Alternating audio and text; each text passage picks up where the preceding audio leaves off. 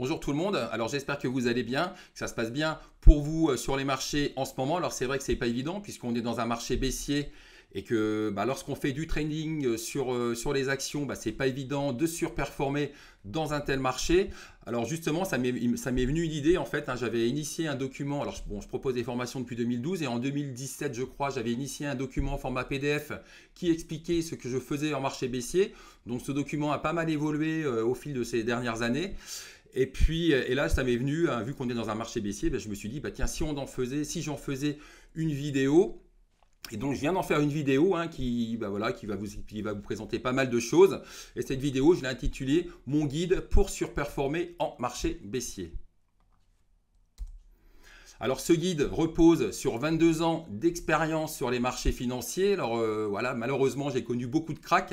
Ça a commencé par l'éclatement de la bulle Internet en 2000. Après on a eu en 2001, le 11 septembre 2001, il y a eu le World Trade Center. Après on a eu un crack lent entre 2001 et 2003. Après on a eu 2008 la crise financière qui couvait déjà en 2007.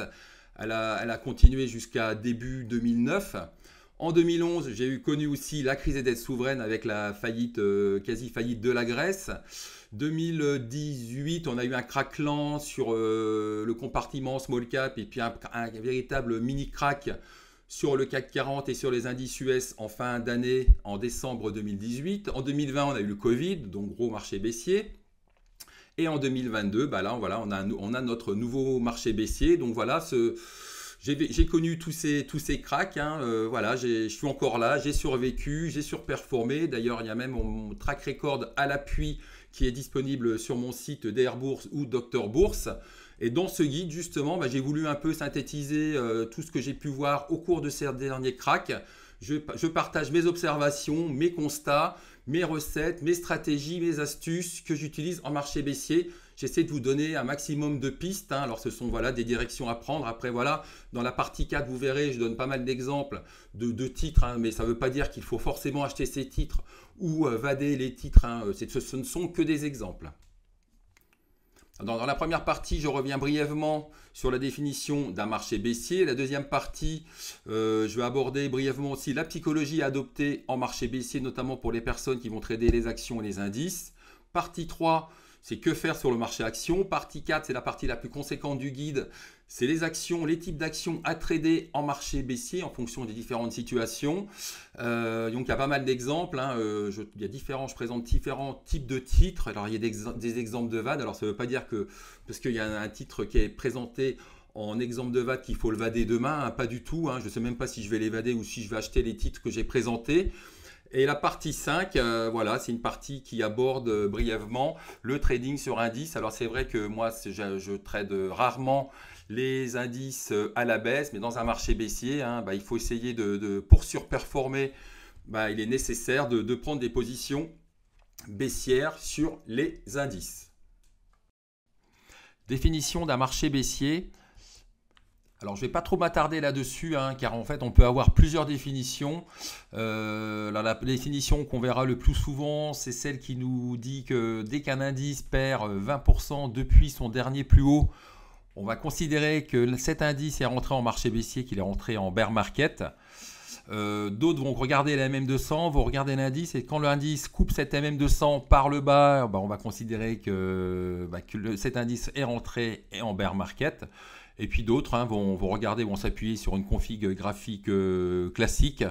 Ils vont regarder le graphique en vue monthly, en vue hebdo, ils vont tracer des canaux, etc. Et puis à partir de là, ils vont en déduire en quelle tendance le marché évolue. Alors moi, personnellement, j'attends pas que les indices ont perdu 20% pour considérer qu'on est en marché baissier. Par exemple, si je reprends le CAC 40, donc là c'est le CAC 40 depuis le début d'année, et par exemple, lorsqu'il avait perdu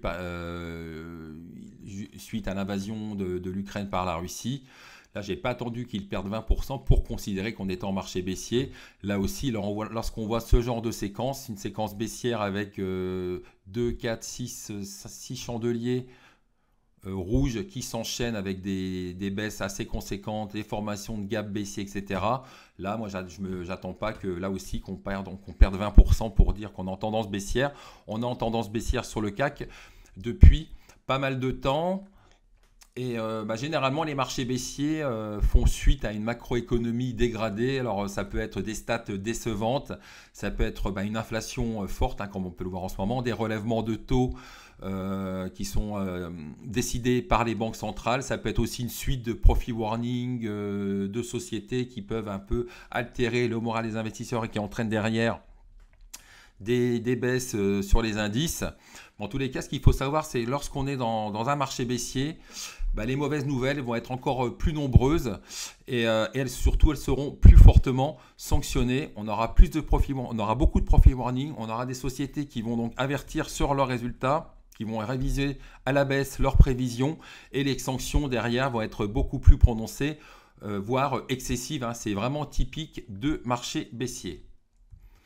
Alors il faut savoir qu'en marché baissier, donc du coup, vu qu'on a beaucoup de déceptions, la peur va régner sur les marchés, il va y avoir beaucoup de nervosité et surtout les investisseurs derrière vont être sans pitié lorsqu'une société va décevoir et derrière ça va engendrer encore plus de volatilité sur les actions qui vont décevoir puisque derrière on aura très peu d'acheteurs, puisque les acheteurs sont, on va dire, timorés en marché baissier et les vendeurs sont beaucoup plus nombreux et c'est eux qui ont la main dans ce genre de marché.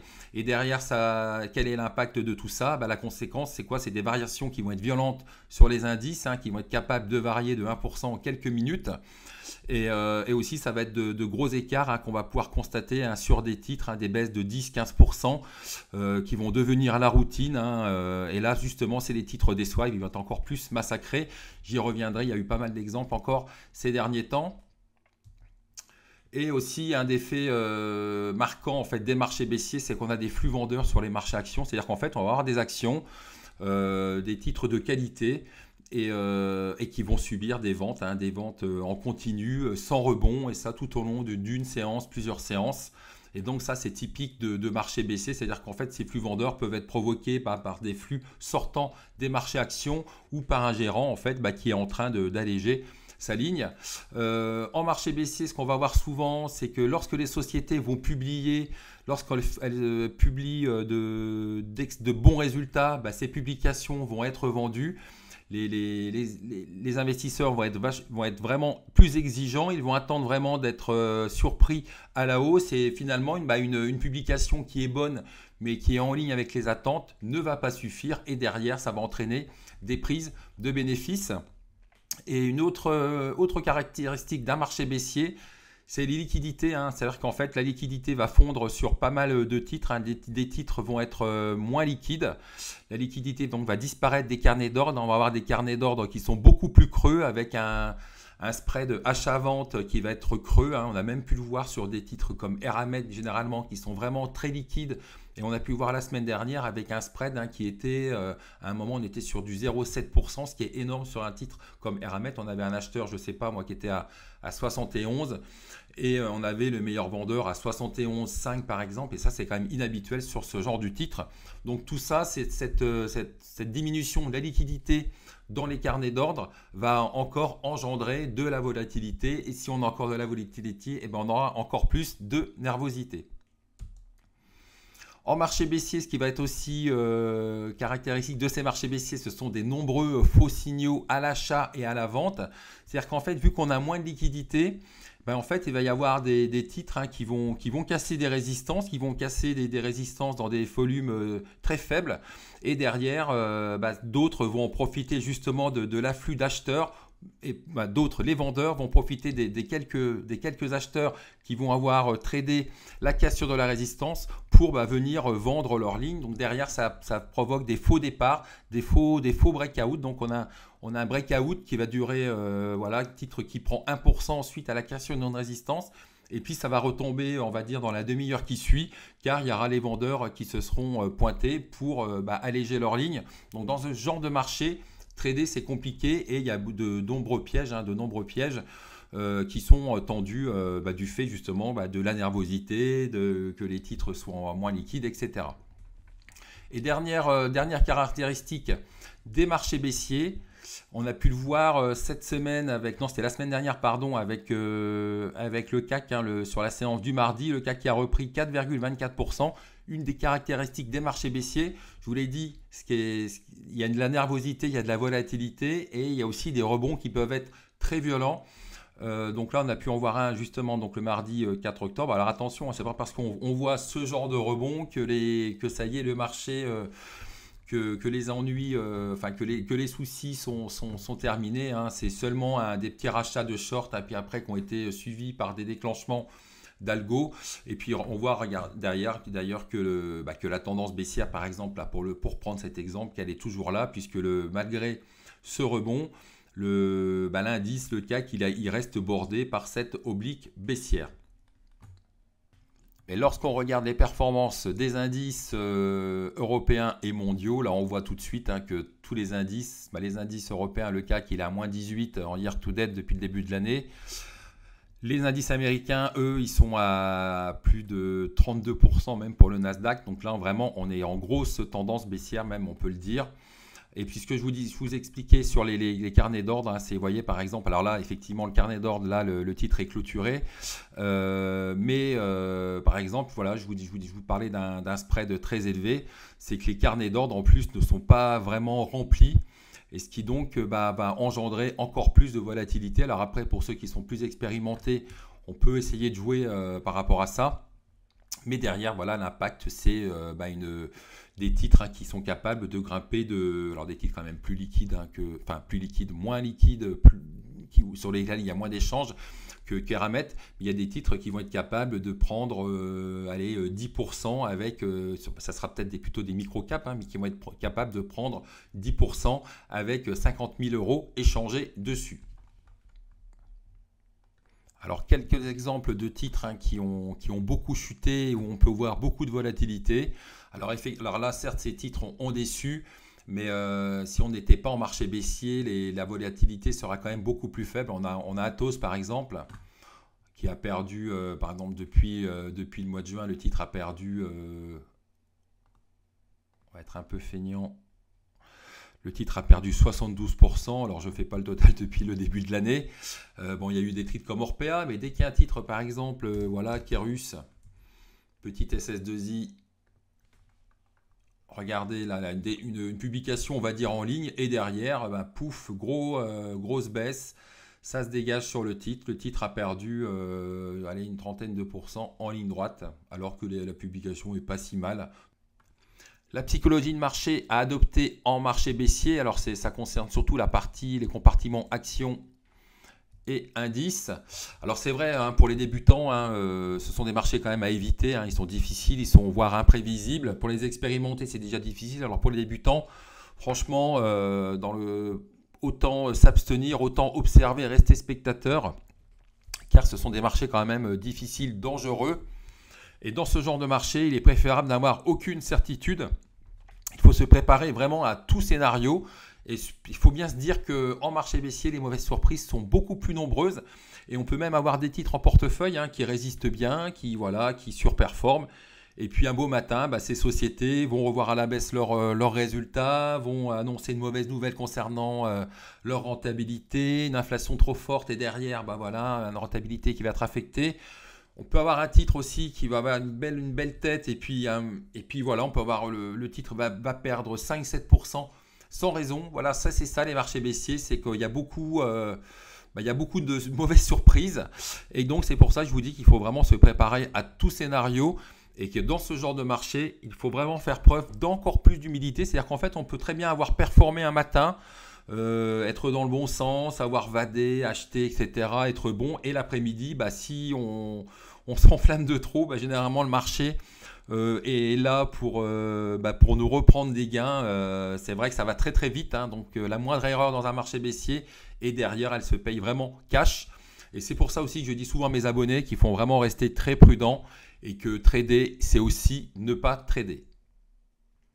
Et parfois, c'est vrai qu'il vaut mieux rien faire parce qu'on a tellement de faux signaux, etc. On peut être tenté de faire quelque chose et puis finalement, on se fait piéger. Donc vraiment, le trader, c'est aussi ne pas trader. C'est vraiment approprié au marché baissier. faut bien avoir à l'esprit aussi qu'en marché baissier, si on veut trader, on va faire plus d'erreurs que d'habitude, car d'où une grande prudence à adopter. Pourquoi en faire plus d'erreurs? Parce que donc, on peut même avoir des trades gagnants. À un moment, vu qu'on a plus de faux signaux, et bien derrière, on peut redonner un peu de gain. Mais attention, souvent, je vois qu'il y a des abonnés qui se focalisent sur leurs échecs, mais il faut aussi se focaliser sur ses succès, et surtout en marché baissier, si on a plus de succès, c'est plutôt ça qu'il faut retenir. Et puis voilà, il faut bien se dire qu'on ne peut pas avoir déjà 100% de réussite en bourse dans un marché haussier, et dans un marché baissier, si on arrive à dégager des gains sur les actions, ça sera déjà une belle performance. Et en marché baissier, alors c'est vrai, ça fait plusieurs fois que je vous dis en marché baissier, mais je ne peux pas faire autrement. Faut vraiment être encore plus exigeant avec son money management. Et ça va passer par probablement la diminution de prise de risque. Alors j'y reviens plus loin. Mais ça va passer par une diminution de la prise de risque, donc diminution de pause. Lorsqu'on va trader, on va diminuer la taille de ces pauses. Et puis surtout, on va aussi poser des stops. Des stops vont être impératifs et ils vont être posés de façon, on va dire, plus serrée. Donc voilà, donc vraiment avoir un money management encore plus sévère en marché baissier, car ça peut aller vraiment très très vite. On peut être en plus-value, et si on n'a pas mis un stop win, derrière on peut se retrouver en moins-value. Alors que faire sur le marché action? Alors il faut savoir que c'est plus difficile de gagner en marché baissier sur les marchés actions, sur le compartiment action. Et donc du coup, il faut savoir préserver son capital, un cash is king. Et puis surtout, il faut bien avoir à l'esprit qu'il y aura des périodes d'accalmie, il y aura des périodes plus propices pour engranger des gains. Et en attendant, on fait le dos rond, on préserve son capital en attendant d'y voir un peu plus clair. Dans ce genre de marché, moi, ce que je fais aussi, c'est que je vais moins trader, car il y a plus de pièges. Donc, je n'ai pas envie de me faire prendre dans les pièges que le marché va me tendre. Je vais diminuer la taille de mes pauses. C'est-à-dire que des fois j'avais des pauses, habituellement je prenais des pauses de 20, 30, 40 000, mais là à l'achat, où ça va plutôt être des pauses de 15 000. Donc je suis beaucoup plus prudent. Je vais aussi adapter ma ligne par rapport à la liquidité du titre. C'est-à-dire qu'en fait, on ne peut pas prendre la même pause sur un titre comme Michelin, ou Michelin, on a eu 1 740 000 titres échangés aujourd'hui.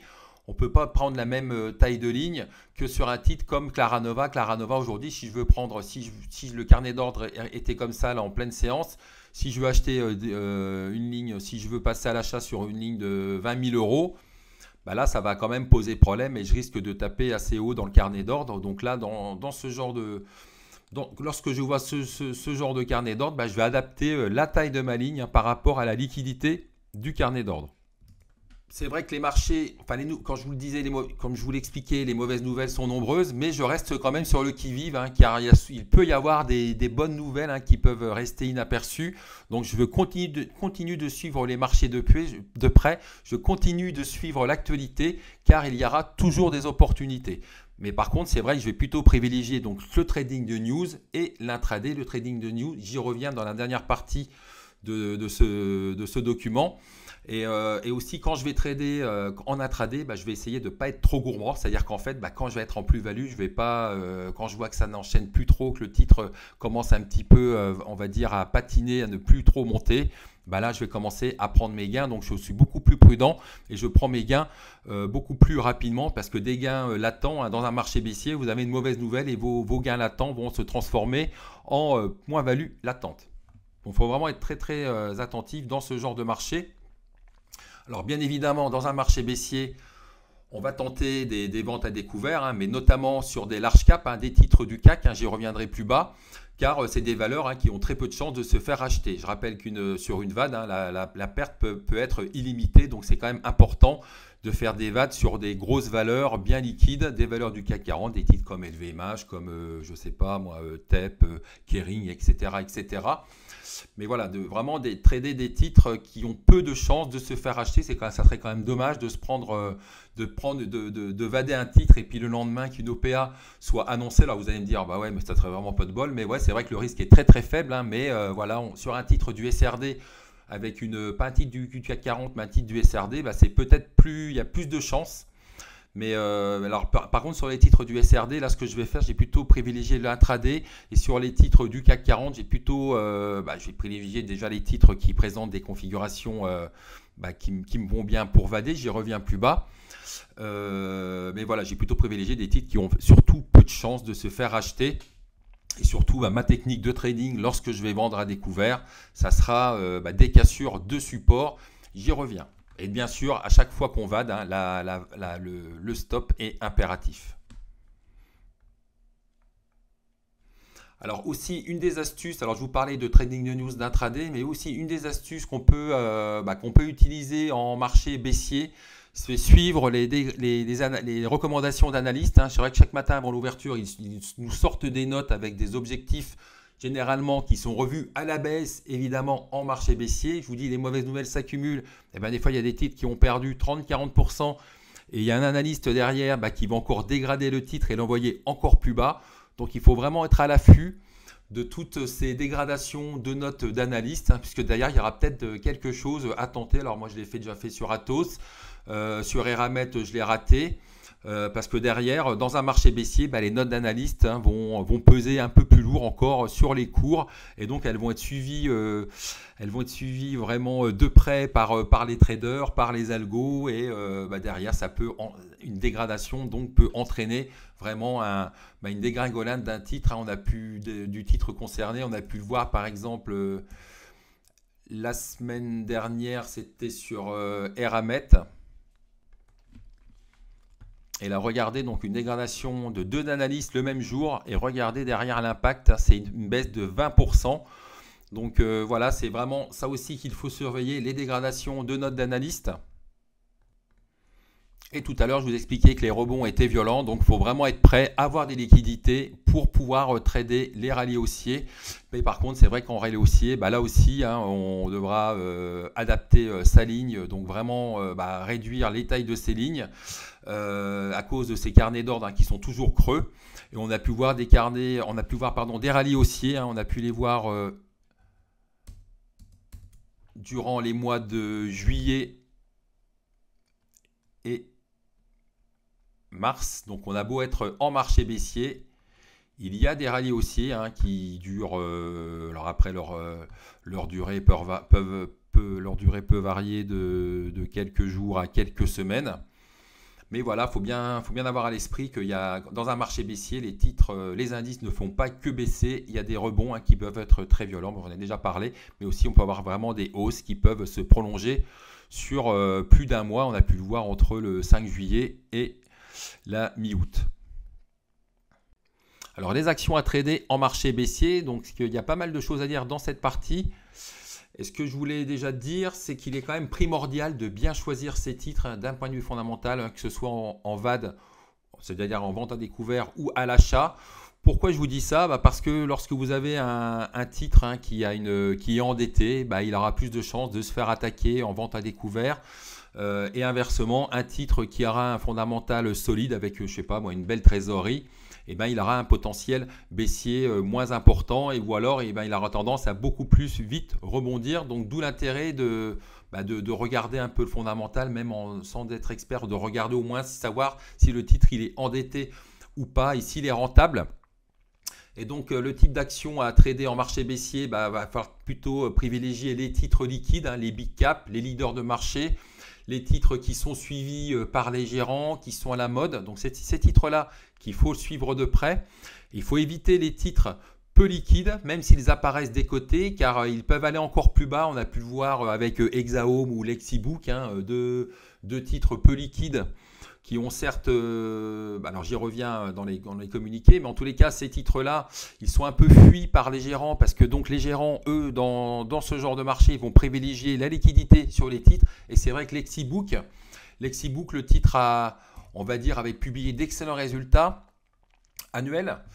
Et ça n'a pas empêché, on était déjà en marché baissier, malgré ces excellents résultats annuels, ça n'avait pas empêché le titre de chuter depuis les 4,5 jusqu'à je sais plus 3,5 ou quelque chose comme ça. Et après, ils ont sorti le T1 et le T1 était plutôt bon puisqu'on avait un T1 plus 36. Bon, alors après, c'est vrai qu'ils ont fait un petit ils ont plutôt averti que si le dollar, comme on continuait d'être aussi élevé, eh bien ça allait altérer leur rentabilité. Et c'est vrai qu'on a eu des mauvaises nouvelles, mais derrière en plus, ce qui n'a pas aidé le titre, c'est vraiment la liquidité et le titre, regardez là, et donc du coup, il n'y a aucun acheteur qui se précipite dessus puisque le titre est peu liquide. Et par contre, quand les marchés iront mieux, lorsqu'on aura un peu plus d'optimisme sur les marchés, je suis certain que les investisseurs reviendront sur Lexibook car la sanction a vraiment été très certainement excessive. Exaome aussi, Exaome, alors je vais vous montrer là, on voit le graphique là de Lexibook. Mais Exaome aussi, le titre a été fui. Alors c'est vrai que le résultat du premier semestre n'avait pas été terrible, mais regardez le titre, il a perdu 45% en un mois, oui, un peu plus d'un mois. C'est dire si donc en fait c'est vrai que les nouvelles n'ont pas été très bonnes, les résultats semestriels n'ont pas été bons, vraiment très décevants. Le S2 devrait être meilleur, mais là aussi le titre a pâti aussi de sa faible liquidité et surtout du fait qu'il n'y avait pas d'acheteurs, il n'y a eu que des vendeurs et les gérants là pour l'instant ils vont privilégier, je vous dis, les liquidités, en tout cas les titres liquides et pas les titres illiquides comme Exaome. Donc éviter les titres peu liquides, ça c'est un peu comme Lexibook ou Exaome. Ne pas trader les titres illiquides, on peut aussi les mettre un peu dans cette catégorie. Ça varie selon les jours. Il ne faut pas trader à l'achat les losers, parce que c'est vrai que dans ce genre de marché, on va plutôt trader, ou alors à la vente, à la limite en vente à découvert, oui, mais pas à l'achat. Il faut plutôt privilégier les titres avec un bon fondamental. Les losers, c'est quoi? C'est les daubes avec, je sais pas moi, des OK ou de la dette ou des pertes. Voilà, c'est ce genre de titres qu'il faut éviter dans ce genre de marché. Et surtout, dans ce genre de marché, il faut plutôt trader les titres forts en marché baissier. Puis on dit aussi, voilà, il faut trader les titres faibles en marché haussier. Mais là, plutôt on est en marché baissier, donc voilà, on trade les titres forts. Les titres forts, c'est, je me répète, les big caps, les leaders, les titres qui sont suivis, les titres à la mode. D'ordre de reprise haussière, ce qu'il faut bien savoir, c'est que généralement, alors une reprise haussière, c'est une reprise qui s'effectue sur plusieurs jours. C'est plutôt les liquidités vont d'abord sur les big caps qui avaient bien baissé, sur les leaders, et après progressivement ça arrive sur les mid caps et après sur les small et nano caps. Donc ne vous étonnez pas si vous êtes sur un titre illiquide et puis que vous ne voyez pas rebondir, c'est normal puisque je vous dis les liquidités généralement elles vont plutôt sur les big caps en premier. Et puis il faut bien avoir aussi à l'esprit que si la configuration d'un titre moins liquide se redresse, alors ok, on peut peut-être tenter un trade, mais n'oubliez pas, il faut adapter sa ligne par rapport à la liquidité du titre. Bien évidemment, une des stratégies dans un marché baissier, puis aussi quelles actions il faut regarder, il faut trader, c'est les titres chers, ça va être les titres fragiles, à la santé financière fragile, j'en ai déjà parlé, je vais vous en montrer quelques-uns. Attention, c'est pas du tout des conseils, c'est juste pour vous dire qu'est-ce qu'un titre cher et qu'est-ce qu'un titre à la santé financière fragile. Exemple de titre cher, c'est SES Imagotag. Alors attention, je me répète bien, c'est pas du tout un conseil de VAD, mais qu'est-ce qu'un titre cher pour moi? Voilà, c'est une société qui, c'est vrai, qui a signé un gros contrat avec Walmart et puis qui arrête pas d'annoncer des chiffres d'affaires en forte croissance et donc une rentabilité. Ça y est, la société finit par être bien rentable. Et là, on voit qu'elle a quintuplé son résultat net avec un résultat net qui est passé à 5 millions, d'accord? Donc 5 millions à l'occasion des résultats semestriels. Donc en extrapolant, même sur l'année, en considérant que la société va augmenter sa rentabilité sur le deuxième semestre, on est plutôt allé sur du 15 millions de RN sur l'année. Mais là, 15 millions et qu'on calcule le PER, on est sur un PER de 100. Quand on divise la CAPI par un RN à la louche de 15 millions pour 2022, on est sur un PER de 100. Donc pour moi, ça, SES Imagotag, c'est le genre de titre que je pourrais vader.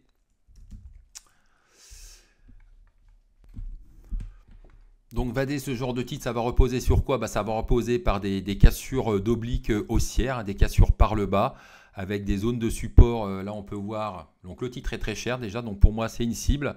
Et puis là, ce que je vois, ce qui m'intéresse, on a cette cassure là par le bas, et puis en plus, on a une petite zone de support qui est attaquée. Donc là, la stratégie pourrait être de vader sous les 93 par exemple. Donc voilà le genre de titre que je pourrais vader. Pourquoi? Parce que c'est un titre cher et dont la configuration graphique est en train de se dégrader.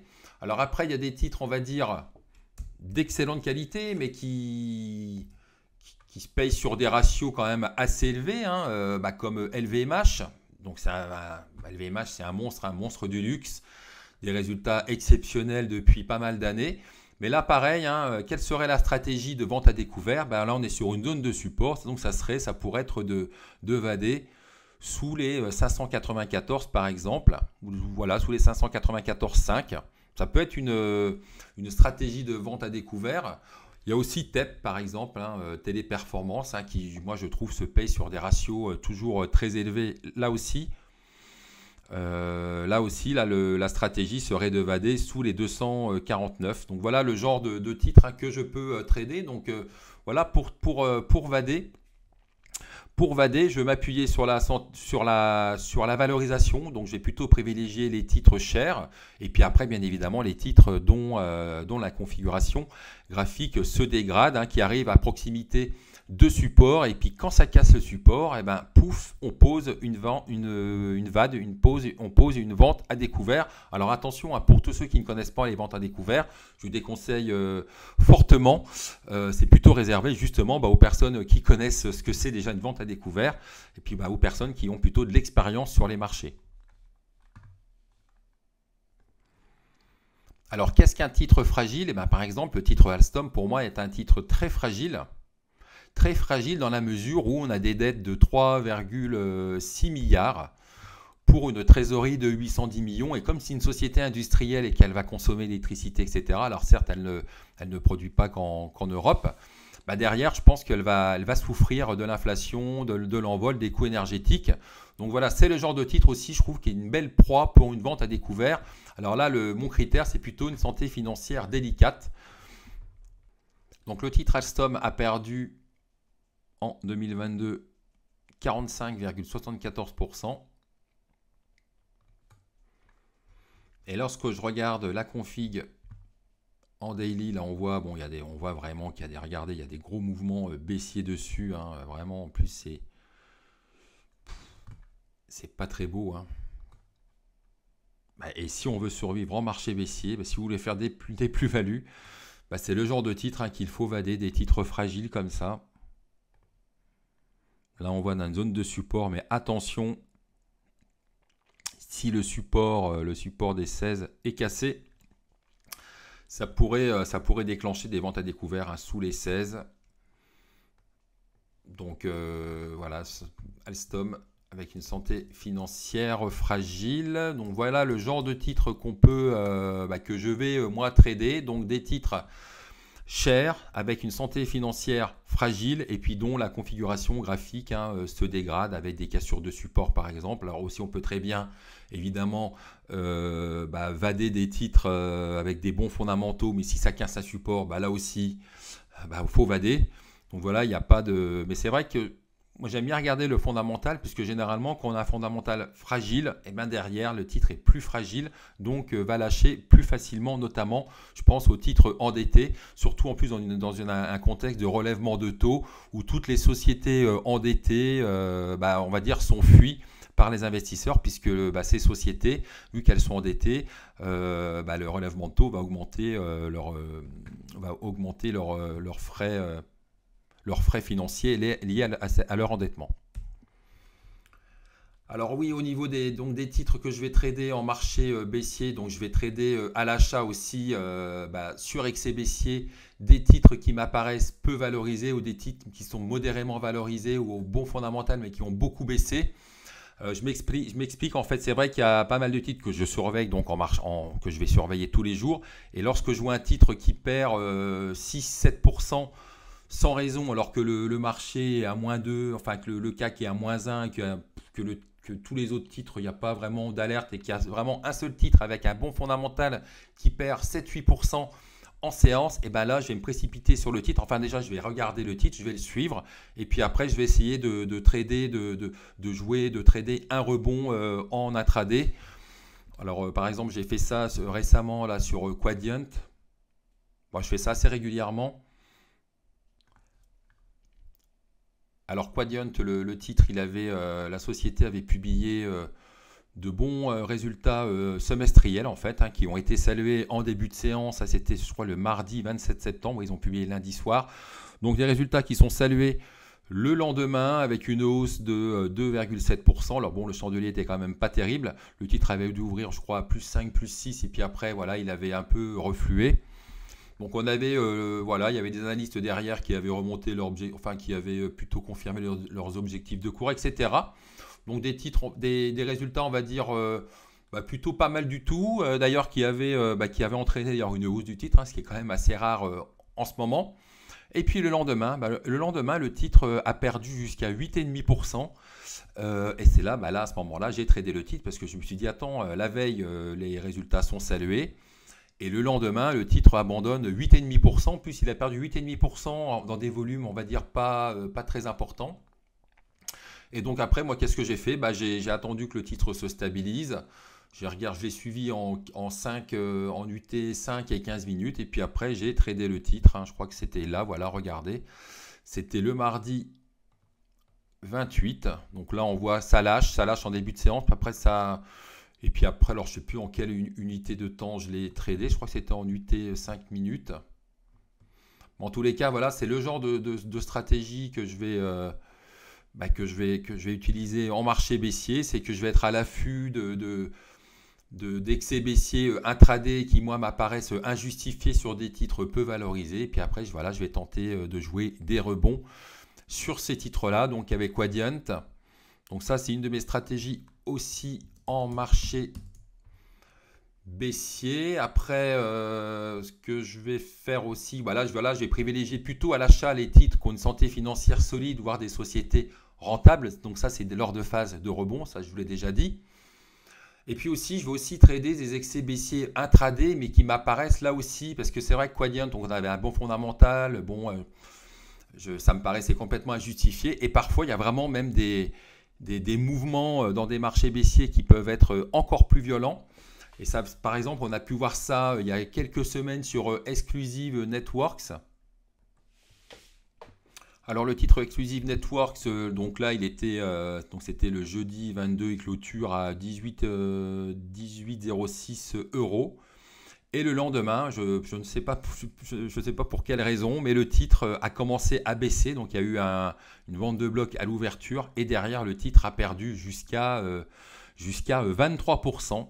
Donc là aussi, moi ce que j'ai fait, alors le titre j'avais regardé, bon le fondamental était plutôt pas mal, mais surtout c'est vrai que la baisse était vraiment violente. Et ça, ce genre de baisse, ça on peut vraiment le voir que dans un marché baissier, un marché nerveux, donc une baisse de 23%. Donc qu'est-ce que j'ai fait? Un peu la même technique que sur Quadient, sauf que là c'était plutôt vraiment je tradais le titre pas parce qu'il était faiblement valorisé, mais parce que voilà, pour moi il y avait vraiment un gros excès baissier sans véritable raison, si ce n'est qu'il y avait des volumes. Alors après on pouvait se dire il y a peut-être une mauvaise nouvelle à venir.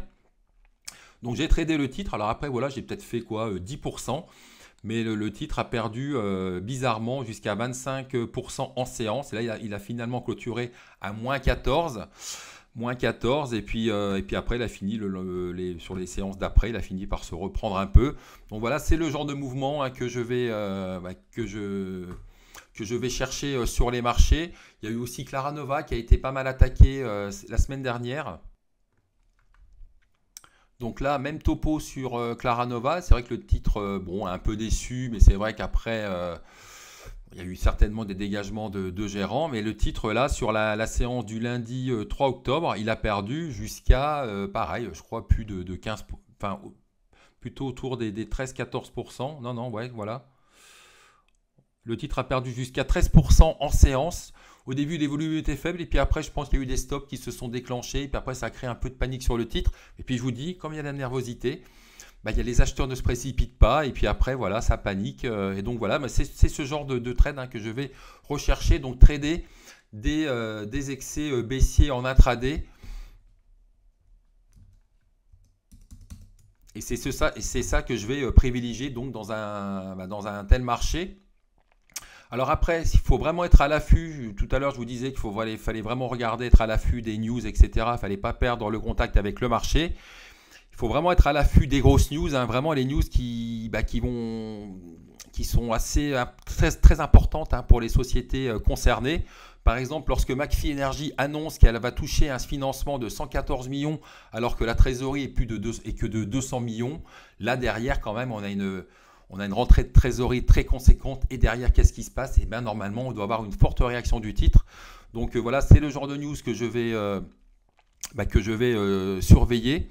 Les annonces de gros contrats, là bien évidemment il faut que le contrat soit significatif pour la société. Si la société réalise un chiffre d'affaires de 20 millions et qu'elle annonce un contrat de 1 million, là je ne vais pas y aller, je vais plutôt dire bon c'est un petit contrat, c'est sympa, mais bon voilà. Mais par contre, si la société a un chiffre d'affaires de 20 millions et qu'elle signe un contrat entre 10 et 15 millions, donc un contrat qui représente, on va dire, 50% de son chiffre d'affaires annuel, là par contre le décalage sur le titre pourrait être conséquent, et là c'est le genre de news que je vais rechercher. Donc voilà, les news de contrats, de gros contrats, les news de financement qu'on a pu voir. Pour les biotech, des annonces de partenariat, on va dire, mais avec des partenariats conséquents, avec des gros upfront. Donc c'est le genre de news que je vais chercher, parce que c'est le genre de news qui va permettre à des titres de performer en marché baissier, même pour McPhy Energy, même si le CAC avait été à moins 3, moins 4%, cette annonce d'un financement de 114 millions, elle devait faire grimper le titre. Alors peut-être pas le jour même si on avait fait un CAC à moins 4, mais la news aurait pu être redécouverte dans les jours d'après. Je vais vous montrer ce que ça a changé pour McPhy, l'annonce de ce financement de 114 millions. J'ai fait un petit article sur le site d'Air Bourse. Voilà ce que ça a fait. Regardez derrière, hein, on est dans un marché baissier certes, mais là le titre a quand même pris 50% suite à l'annonce de ce financement. Donc voilà, il faut vraiment être à l'affût des news, hein, qui peuvent un peu changer la donne sur un titre, hein, vraiment des news conséquentes. Donc là c'est pour ça que je vous disais qu'il faut vraiment suivre les news de près. Car il y a parfois des excellentes news, hein, qui peuvent être tradées, même en marché baissier. Je continue. Alors en marché baissier aussi, ce qu'il faut surveiller, c'est les sociétés qui publient des news, mais aussi les sociétés qui ont des catalyseurs majeurs, hein, des catalyseurs qui sont susceptibles de réveiller leur cours de bourse. Alors c'est quoi un catalyseur? Ça peut être par exemple pour une biotech des résultats cliniques, hein, qui sont annoncés dans un mois, et si les résultats cliniques sont majeurs et sont même très importants pour la société, vous pouvez être sûr que d'ici la publication de ces résultats cliniques, il va y avoir une spéculation sur le titre. Et par exemple, c'est le cas pour Quantum Genomics. Donc là, c'est le catalyseur en question, hein. Donc c'est la publication de résultats de phase 3 qui sont prévus pour le mois de novembre, prévus pour le 4 novembre. Donc ça a été annoncé le 19 septembre. Et qu'est-ce qui s'est passé sur le titre? Donc on voit la cassure d'une zone de résistance, la cassure franche d'une zone de résistance, et derrière la spéculation est lancée sur le titre. Donc voilà, c'est le genre de news, hein. Et ça, c'est pourquoi il y a eu cette cassure. C'est ce catalyseur qui avait été annoncé la mi-septembre, qui a été, après la société a dévoilé ses résultats semestriels. Ils n'ont rien annoncé de nouveau, mais derrière il y a eu de la spécu, donc un titre qui devrait encore, sur lesquels il devrait y avoir encore pas mal de spéculation d'ici le mois de novembre. Alors attention par contre, hein, c'est très dangereux de jouer cette publication. Quand je dis jouer cette publication, c'est de conserver le titre au-delà de la publication de ses résultats cliniques, hein, surtout si le titre il a bien grimpé, même si ses résultats sont bons. En fait, ça pourrait conduire, l'annonce de ces résultats pourrait conduire à des prises de bénéfices, hein. Le marché vend la nouvelle et après le titre est vendu. Donc attention, ok pour jouer la spéculation, mais par contre très dangereux, très risqué de conserver au-delà de cette publication. Et puis voilà, c'est surtout ce genre de news, des catalyseurs qu'il faut trouver, justement pour essayer de performer en ce moment en ce moment même, des catalyseurs le type de catalyseur qu'il faut trouver en marché baissier pour surperformer. Alors après, bien évidemment, dans un marché baissier, alors j'en ai un peu parlé, mais que c'est dangereux, c'est très risqué de ne pas jouer les publications, puisque comme j'ai déjà expliqué, c'est que les bonnes publications peuvent être vendues et les mauvaises. Alors une publication, on va dire en ligne, ou alors avec en ligne, ou alors même légèrement supérieure aux attentes. Bon, elle peut être saluée puis après vendue en fin de séance. Mais par contre, les mauvaises publications peuvent être fortement sanctionnées. Le marché est très exigeant en marché baissier. Il ne laisse rien passer. On peut avoir une bonne publication. Et puis, il suffit d'avoir des perspectives, on va dire, un peu prudentes. Et derrière, le marché va trouver cette excuse pour prendre ses bénéfices et pour vendre le titre. Donc attention de ne pas jouer les publications, car dans ce contexte, c'est vrai que les probabilités de perdre lors des publications sont beaucoup plus fortes. Et puis surtout, ce qui se passe, c'est que quand on a une publication, il y a un afflux de liquidité sur le titre, il y a plus de volume. Donc ceux qui cherchaient à se dégager du titre, mais qui ne trouvaient pas d'acheteurs, ils vont profiter justement de cet afflux de titres, de cet afflux d'acheteurs sur le marché pour se débarrasser de leur ligne. Donc des fois, les publications donnent lieu à des gérants justement qui profitent de l'afflux de titres sur le marché pour solder leur ligne. Donc c'est pour ça que je vous dis, ne pas jouer les publications, c'est vraiment, on va dire qu'il y a au moins 4 publications sur 5 qui sont vendues en ce moment, voire plus. Il y a même des semaines où quand on a des semaines vraiment baissières sur les indices, les publications sont quasiment toutes vendues. Alors aussi, ce qu'il faut savoir, c'est que même parfois, lorsque les publications sont excellentes, alors bien sûr, je parle toujours dans un contexte de marché baissier, de marché déprimé, même lorsque les publications sont excellentes, les titres concernés rebondissent, rebondissent sur une ou deux séances, et puis après, il arrive très fréquemment que le rebond ne tienne pas et que le titre finisse par retomber, car le marché a déjà oublié la bonne publication. Donc ça, on a pu le voir aussi avec Trigano, avec Beneteau. Je vais vous montrer ça. Donc Trigano, il nous publie donc un excellent T4. On a une hausse de plus 13%. Donc là, ça grimpe bien. Donc le titre, voilà, il y a une belle séquence haussière. Là, ça enchaîne bien. Les cours là, viennent au contact de l'oblique. L'oblique est cassé, l'oblique baissière est cassée. Et puis après, qu'est-ce qui se passe? Donc là, on va dire que la petite reprise haussière va durer l'espace de 4 séances. Et après, le titre commence à se retourner. Et là, qu'est-ce qui se passe? Là, ça y est, le titre est retombé en tendance baissière très très court terme avec ses 4 chandeliers rouges. Et puis là, on peut même tracer une petite oblique. Donc là, malheureusement, la société a beau avoir publié un bon T4. Qu'est-ce qui se passe? Le titre est vendu. Et il a de bonnes chances même d'aller sur un excès baissier, d'aller combler ce gap haussier. Donc voilà, c'est un peu l'humeur des marchés du moment en marché baissier. Alors j'ai mal tracé mon oblique, je vais la tracer un peu mieux. Donc voilà, c'est le genre de publication qui est salué et puis après ça retombe. On a eu un peu la même chose sur Beneteau. Pareil, excellente publication, excellent résultat semestriel. Et là, regardez, là même ça retombe beaucoup plus vite. Puisque là, on a un gap haussier avec une hausse de plus 6,57. Et le lendemain, ça commence déjà à douter, ça commence à se retourner. Le titre, le lendemain, en baisse. Et puis après, voilà, une petite tendance baissière est en train, très très court terme, est en train de se mettre en place. Et là, le titre, de toute façon, là, il ne faut pas y toucher. Parce que là, regardez, là, il a quasiment comblé son gap. Il va jusqu'ici. Il est peut-être même capable de retourner sur ses plus bas annuels. C'est-à-dire qu'en fait, la bonne publication des résultats semestriels est déjà oubliée par le marché. Et ça, c'est typique de marché baissier. Donc, c'est pas parce qu'on a une bonne publication que derrière, ça y est, il faut se jeter sur le titre parce qu'on croit que le titre va rebondir durablement. Non, malheureusement, c'est pas le cas. On a souvent des titres qui montent comme des... Puis après, qui montent bien. Et puis après, ça retombe un peu comme un soufflet. Alors, il faut quand même savoir qu'en marché baissier, il y a toujours des titres qui devraient s'afficher, s'inscrire en hausse d'ici la fin d'année. Il y a toujours des titres qui arrivent à bien s'en tirer. Alors, on va regarder d'ailleurs le palmarès. Donc, lorsqu'on regarde le palmarès SRD, on voit qu'il y a pas mal de valeurs qui sont encore dans le vert. Alors, je ne sais pas si ça sera encore le cas fin 2022. Bon, je pense notamment aux valeurs pétrolières. Regardez, Morel Prom plus 102, donc là il y a quand même des thématiques qui ont fonctionné en 2022, donc il faut quand même savoir que même en marché baissier, il y a toujours des titres qui parviennent à tirer leur épingle du jeu. Alors généralement, voilà, c'est sur des secteurs, on va dire, un peu porteurs. des titres comme, voilà, bon là c'est le secteur pétrolier cette année, voilà, ça peut être des titres hein, qui vont afficher des taux de croissance de 40-50%.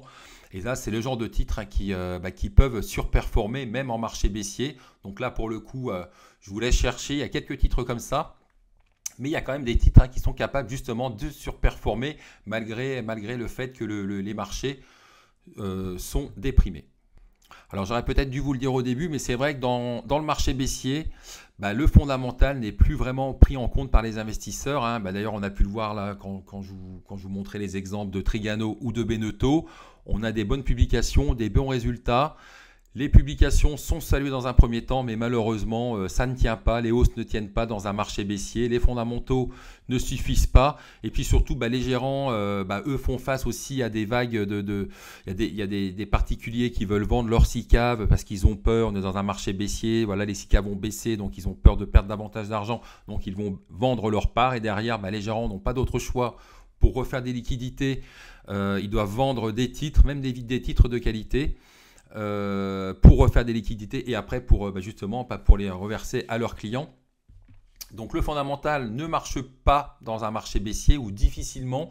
Après, je vous le disais, il y a quand même des titres qui arrivent à surperformer, mais c'est vraiment les titres qui sont sur des niches un peu particulières, qui arrivent à dégager des taux de croissance de 40-50%, voire des fortes rentabilités.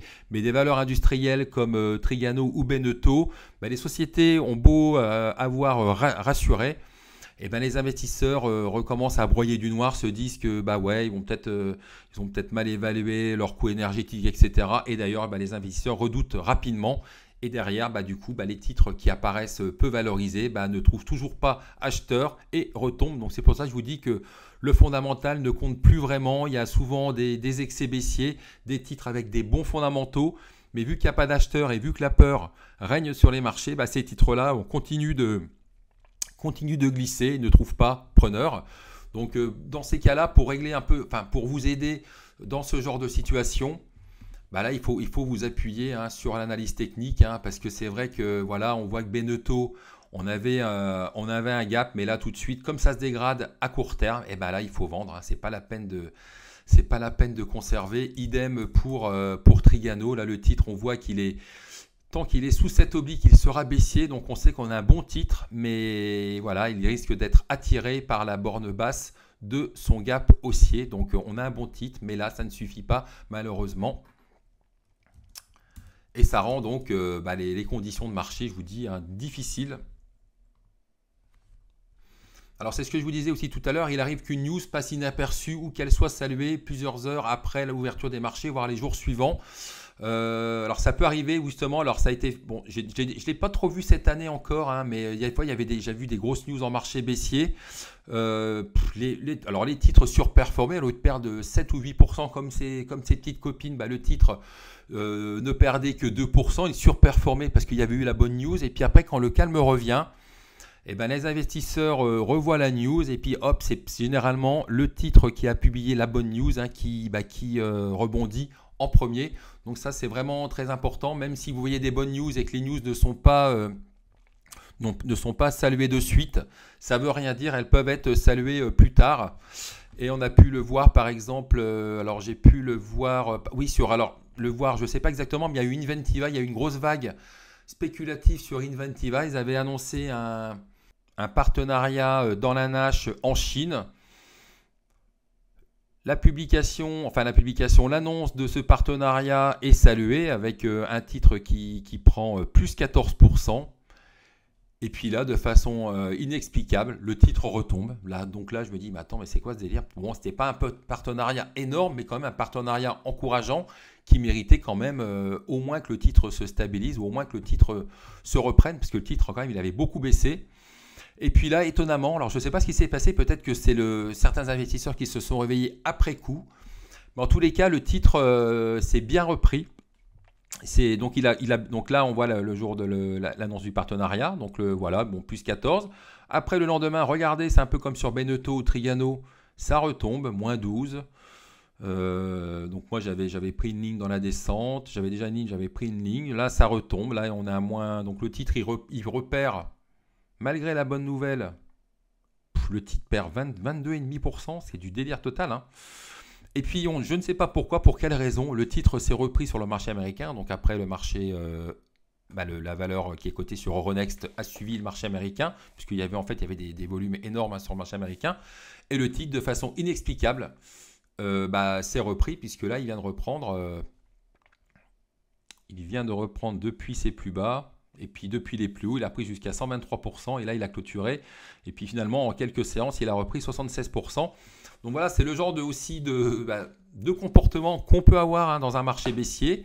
Alors honnêtement, je ne sais pas si ce rebond, je me répète, même si ce rebond est lié à l'annonce du partenariat qui a été annoncé le 22 septembre, je ne sais pas, mais en tous les cas, il y a des chances. Il y a des chances, mais il n'y a rien de sûr. En tous les cas, voilà ce que je voulais vous dire aussi, ce que je voulais rajouter, c'est que regardez, on était dans un marché baissier, il y a quand même des titres qui sont capables de prendre 20-30%. Donc c'est pour ça que je vous dis que c'est pour ça que moi je ne quitte pas les marchés, parce que je sais qu'il y aura toujours des petits trucs à faire en attendant que les marchés aillent mieux. Alors bien sûr, pour survivre en marché baissier, il faut trader les indices à la baisse. Alors il existe différents instruments financiers. Il y a le tracker BX4 qu'on ne présente plus. Il y a eu pas mal de vidéos qui lui ont été consacrées, des articles, etc. Je vais aller vite. Donc il a un effet de levier 2 sur le CAC 40. Lorsque le CAC 40 baisse de 1%, le BX4 progresse de 2%. Et si le CAC 40 progresse de 1%, le BX4 perd de sa valeur et perd 2%. Donc le gros avantage de ce BX4, c'est qu'on peut le mettre en PEA. Mais c'est vrai qu'il est plutôt idéal pour des vagues de baisse sur plusieurs jours. Il ne faut pas trop le conserver à long terme à cause du bêta slippage. Alors pour ceux qui ne savent pas ce qu'est le bêta slippage, vous tapez tracker bêta slippage ou BX4 bêta slippage et vous aurez l'explication. Donc plutôt les BX4 pour des vagues de baisse très courtes, sur plusieurs jours max, pas du tout pour jouer la baisse sur du long terme. Les inconvénients, donc c'est le bêta slippage, c'est les heures de cotation. Donc c'est vrai que ça cote de 9h05 à 17h35 alors que le futur CAC c'est de 8h à 22h. Il nécessite une grosse allocation de capital, grosse allocation de trésorerie. C'est vrai que si vous avez des titres pour se couvrir, il faut en prendre un paquet. C'est un effet de levier 2 seulement. Donc, autre tracker pour jouer la baisse des indices du S&P 500, c'est le DSP5.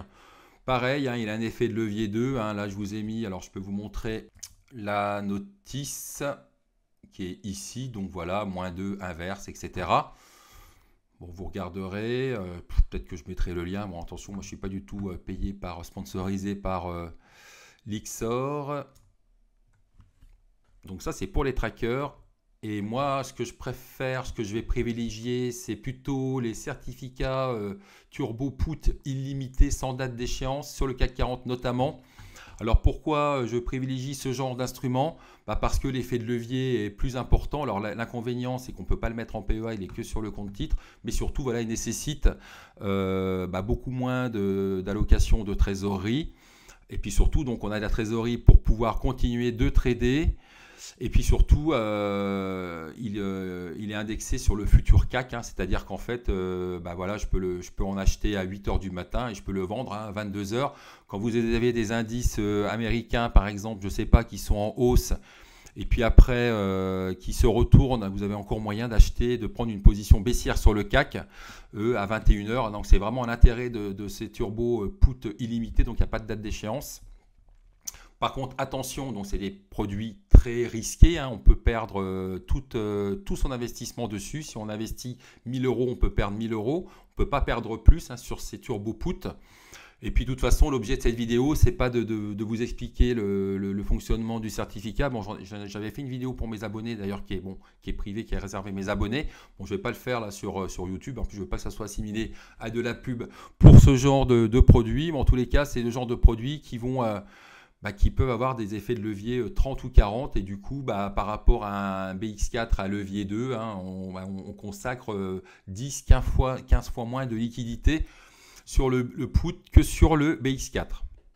Donc j'avais mis un lien. Alors c'est vraiment réservé, ce genre de produit est vraiment réservé aux traders expérimentés et attention, donc il y a des barrières, ça fonctionne avec des barrières, donc je ne vais pas vous expliquer le fonctionnement, c'est vraiment réservé à des gens expérimentés.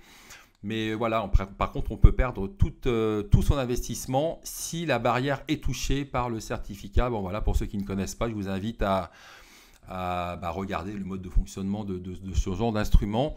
Et puis après, bien évidemment, il y a d'autres instruments. Alors moi, voilà, c'est le genre d'instrument que je vais utiliser. Moi, c'est certificat put.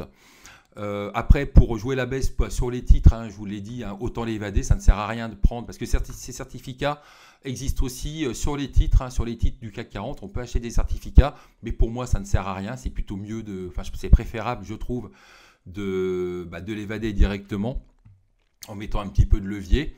Mais attention, pareil, là aussi, hein, c'est pas un conseil, hein, moi, je vous dis vraiment ce que je fais, hein, c'est ma recette pour survivre en marché baissier. Et puis voilà, je rappelle que ces certificats put ne peuvent pas être entrés en PEA. Mais après, voilà, moi, j'avais mis le lien de l'ASG, mais il y a aussi d'autres émetteurs. Il y a BNP. Et puis aussi, il y a aussi la possibilité, bien évidemment, de trader, donc d'acheter ces certificats put sur le S&P 500, sur le Nasdaq 100, sur le DAX, etc., sur le VIX. Et puis il y a une autre possibilité, bien évidemment, pour trader les indices à la baisse, c'est d'acheter carrément directement, de trader les contrats directement. Alors voilà, j'en ai fini avec cette présentation de mon guide de survie en marché baissier. Donc c'est une présentation qui a duré un peu plus longtemps que prévu. Peut-être qu'on pourra même appeler ça un webinaire. Bon, peu importe, en tous les cas, j'espère que ça vous aura plu, que vous aurez appris des choses. Hein. J'ai essayé de vous partager des astuces, de vous donner mes stratégies dans ce genre de marché. Voilà, je vous appelle à vraiment être très prudent. Et puis si vous avez aimé cette vidéo, n'hésitez pas à la liker, à vous abonner à la chaîne et puis à la partager. Voilà, allez, à bientôt, soyez prudents.